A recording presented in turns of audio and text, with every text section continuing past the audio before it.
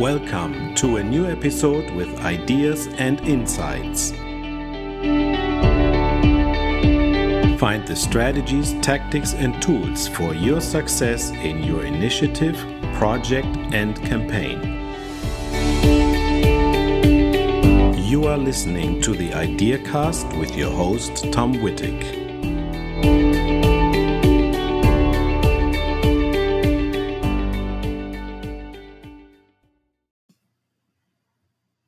When you're starting your new project, you're launching your product or your campaign, the question is always how much budget to allocate on marketing versus sales. Now, this is an old question, and there's always competition for one or the other. So the salespeople are competing for more budget to put in the sales area, and the marketing teams, of course, want to spend more on marketing. But the question is also, how do you decide, let's say if you're a manager or you're discussing this in the team, how do you decide also collectively where you want to place your bets? Now, the approach that you could follow is, first of all, to really be clear about the marketing and sales funnel. So this is the step-by-step approach that the customer will go through when they are becoming aware of your product. They show interest and they start considering your product. They might try it and then they eventually purchase the product. So they move from being a potential customer to a trial customer to a paying customer. But more importantly, it's important to ask what is driving the performance in the sales and marketing funnel. In order to do that, I think it's important to map out the feedback loops that you think are in play. For example, an important feedback loop is the word of mouth promotion. That's a very powerful feedback loop, and it works in some businesses extremely well. And in other businesses, it doesn't work at all because, for example, it might be a B2B solution and the customers are not really interested in bragging about their new solution, which is making them so much more productive. But there are ways to work around this. But it's first and foremost important to understand these virtuous cycles that you can tap into. And in the related blog post and video briefing, I'm showing you some examples how to do it. But more importantly, then the question is how do the strategies play out? And in order to figure that out, what I recommend is to put together a small performance model. So this would be an Excel or worksheet model that you can put together in Excel or Google Sheets, whatever your preference is. And there you put things together in a cohesive fashion. So you figure out if we put money into, let's say, the marketing, how does it translate if we consider the click-through rate, the cost per acquisition, or the cost per click, for example.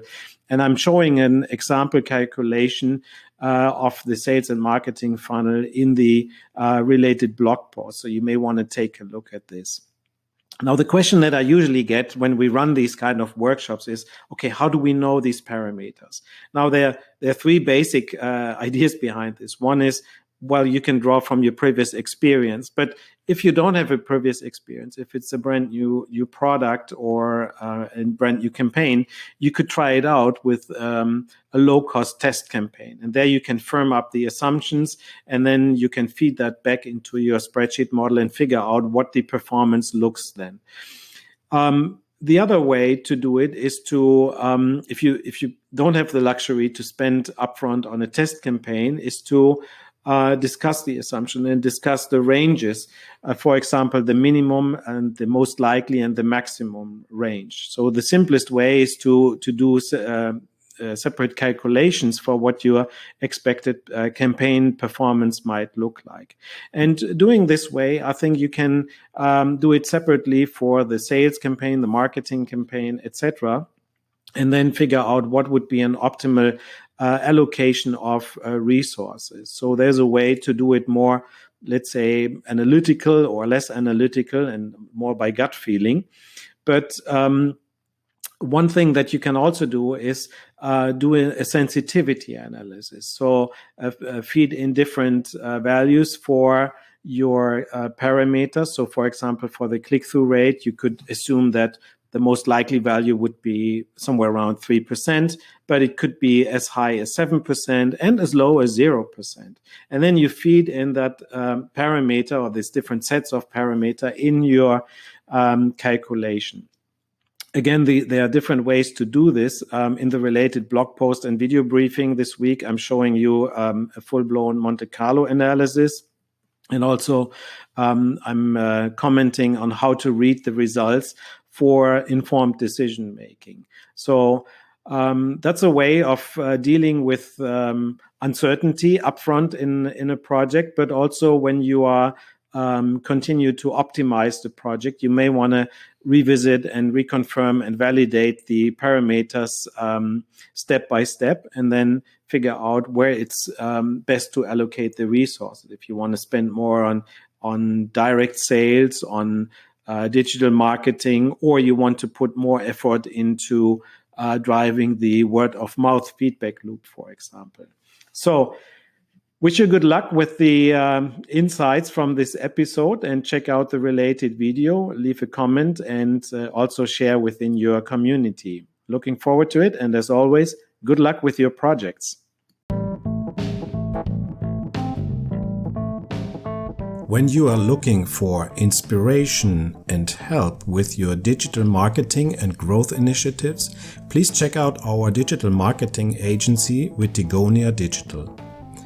We provide a range of support from strategy to implementation tactics and optimization of digital marketing campaigns. From managed services to workshops and compact learning modules, our work supports you and your team. Discover more at wittigonia.com.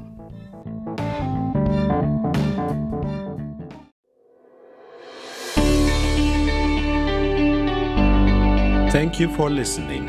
I hope you find this episode interesting and helpful.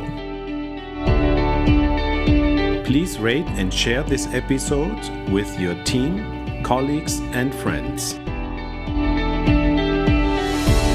You can find links to more information in the show notes of this episode.